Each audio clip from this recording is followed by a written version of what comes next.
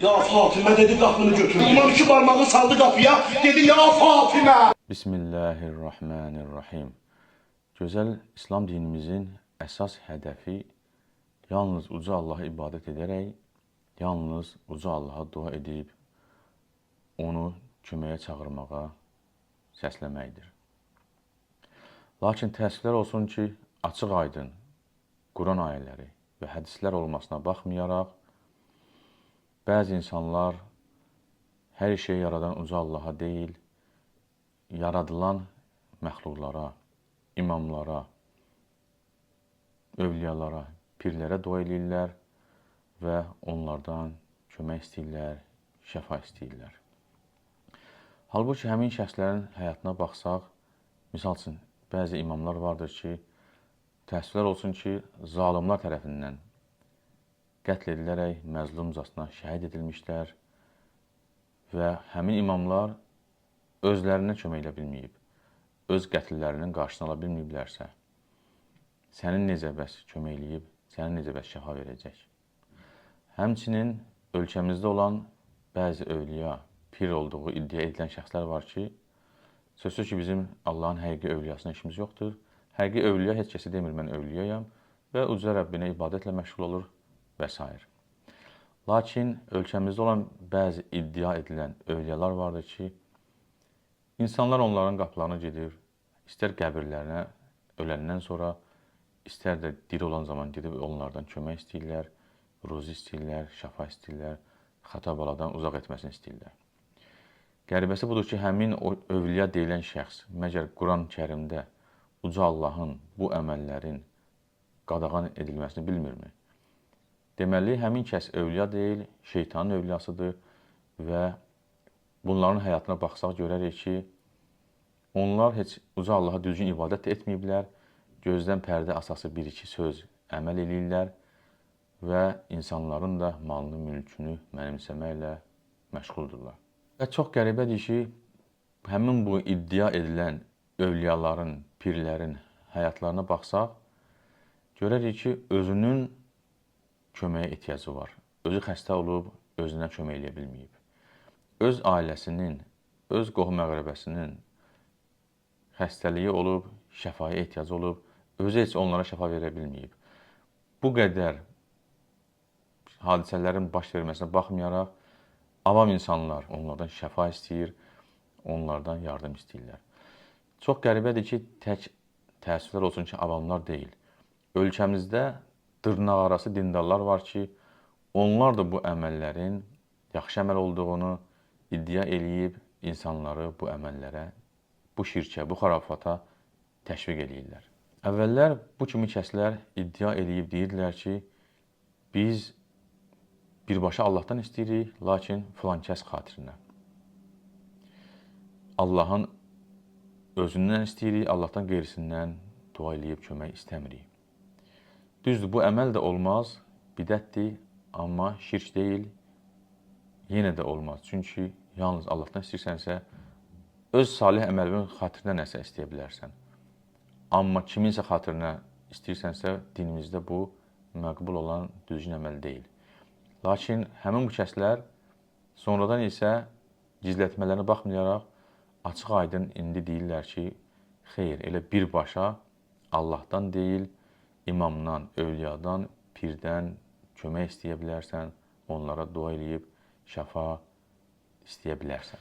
Mən indi sizə əsrimizin çox böyük şiə alimi olan Ayətullah Əl-Uzma Məhəmməd Sadiq Ruhaninin öz rəsmi saytında olan fətvanı oxuyacağam.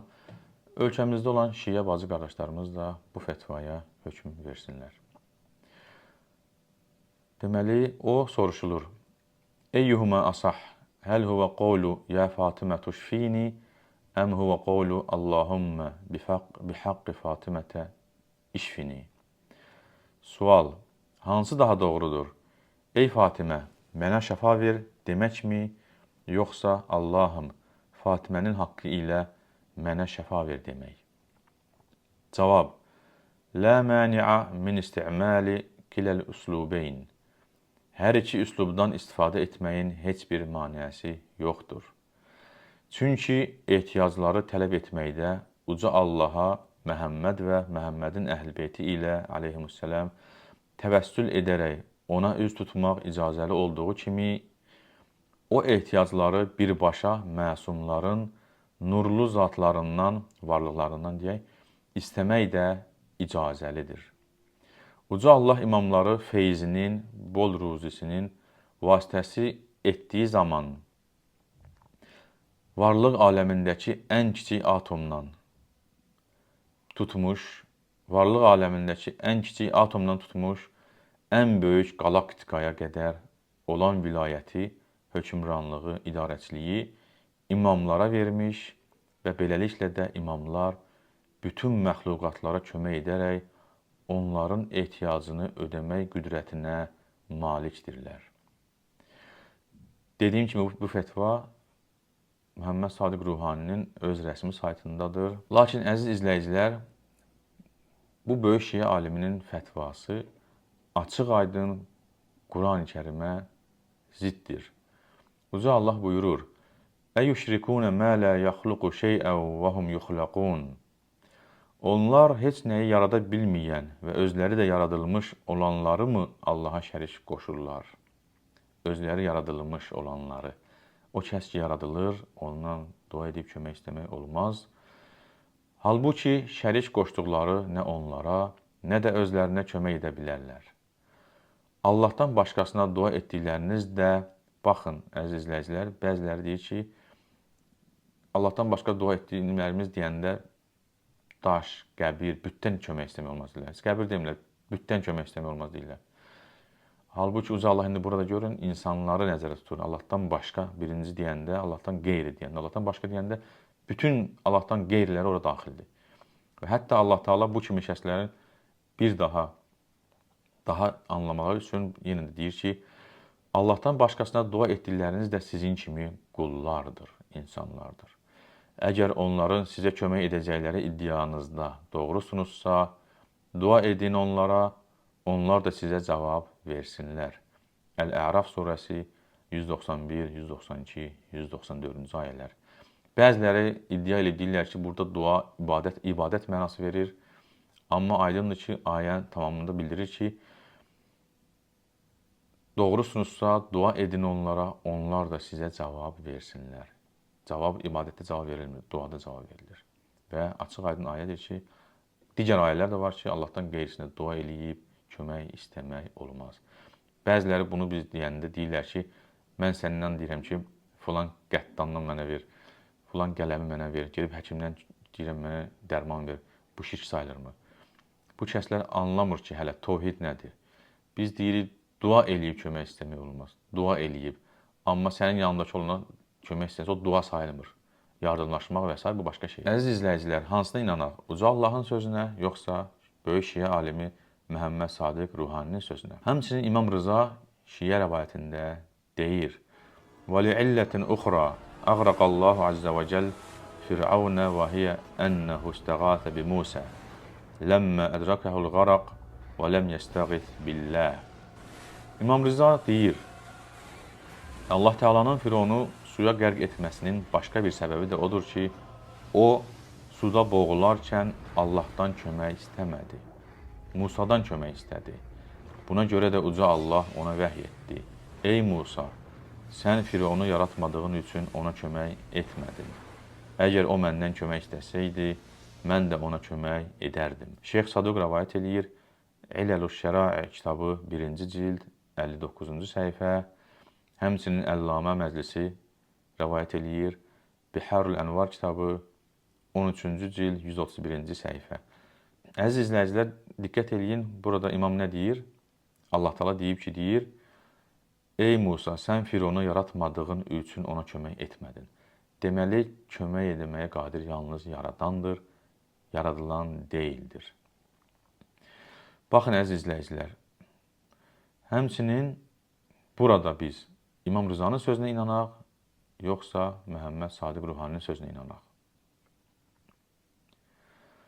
Həmçinin İmam Rıza yenə də şiə kitabında deyir: وَمَنْ زَعَمَ أَنَّ اللّٰهَ عَزَّ وَجَلْ فَوَّضَ أَمْرَ الْخَلْقِ وَالرِّزْقِ ilə hucecihi aleyhimussalam fəqad qalə bit-təfvid vəl-qailu bil-cəbri kafirun vəl-qailu bit-təfvid müşrikun. Kim iddia etsə ki, uca Allah yaratma və ruzi vermə işini hüccətlərinə, imamlar və s. həvalə etmişdir, artıq o təfvidə etiqad etmiş sayılır. Cəbri etiqad edən kafir, təhvidə etiqad edən isə müşrikdir. Şeyx Saduq Uyunu Əxbar Ər-Rıza kitabı 2-ci cild 114-cü səhifə, Təbərsi Əl-İhticəz kitabı 2-ci cild 198-ci səhifə. Baxın, əziz izləyicilər, burada imam deyir ki, Allah Taala ruzi verməyi və s. yaratmağı, işləri idarə etməyi imamlara həvalə edib deyən müşrikdir. Lakin böyük şiə alimi Ayətullah Əl-Uzma Məhəmməd Sadiq Ruhani isə deyir ki, Allah Taala kömək etməyi, yardım etməyi, idarəçilik və s. imamlara həvalə etmişdir. Əziz izləyicilər, bizim ölkəmizin qədimdən bəri dahi şairləri, yazıçıları, mütəfəkkirləri ölkəmizdə olan xurafatçı, bidətçi mollalara qarşı bu əməllərinə qarşı tənqidlər edilmiş, yazılar yazmışdırlar və ölkəmizin o xurafatçı mollaları, dindən uzaq dindarları, həmin bu alimləri, şairlər, yazıçıları kafir adlandırmış, dinsiz adlandırmışdılar. Halbuki özləri dini bilməyiblər, Quranı oxumayıblar, bilməyiblər ki, Uca Allah Quran-ı Kərimdə bu əməlləri qadağan edir, şirk adlandırır, günah adlandırır. Bunlara dini neft quyuları da deyə bilərik ki, gəlir mənbəyi üçün istifadə edilir. Təəssüflər olsun ki, ölkəmizin avam insanları həm Allaha şərik qoşurlar, həm də mallarını hədər yerə israf eləyib, gedib bu kimi yerlərə, daşlara, qəbirlərə nəzir verirlər. Allahdan kömək istəmirlər, nəzri Allah yolunda. Kasıba, fəqirə vermirlər, gedib həmin bu qəbirə, daşa verirlər və o pulun, o nəzrin aqibətinin də hara getdiyindən heç xəbərlər də yoxdur. Və yaxud da xəbərlər də var, amma özlərini bilməməzliyə vururlar. Ona görə də əziz xalqımız, bilməliyik ki, Uca Allah ondan qeyrisinə dua eləyərək, kömək istəməyi, Allahdan qeyrisi yolunda nəzir verməyi, qurban kəsməyə qadağan etmiş, yalnız bütün bu əməllər Uca Allaha olmalıdır. Mən sizi yoraraq çoxlu uzatmaq istəmirəm. Bir çox ayələr vardır ki, dediyim əməllərin hamısı yalnız Uca Allaha aid olduğunu Quran-ı Kərimdə Allah Taala bizə bildirmiş. Lakin Quranı ağıllı başla oxuyan hər bir kəs bunu anlayar.